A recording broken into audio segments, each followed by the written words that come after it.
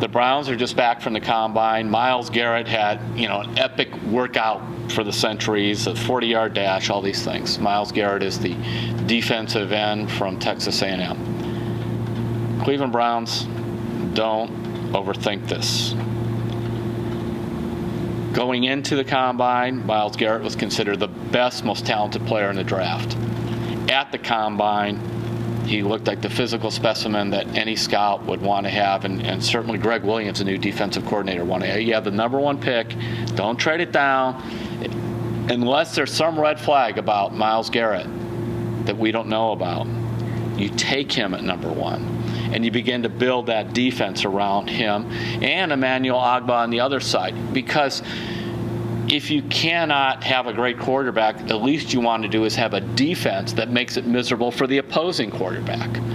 So I'm excited by the fact that, Garrett looked like the type of player they want. And I'm telling you, some people say, well, he only had 8.5 sacks. Consider this, and I was on the wrong side of this argument. Joey Bosa had only 5 sacks his last year at Ohio State. And I thought, man, 5 sacks. I mean, what's the deal here? And so I wrote a column saying he was a 4-3 defensive end. The Browns were playing a 3-4 defense. He had only 5 sacks. Maybe he's not the impact player.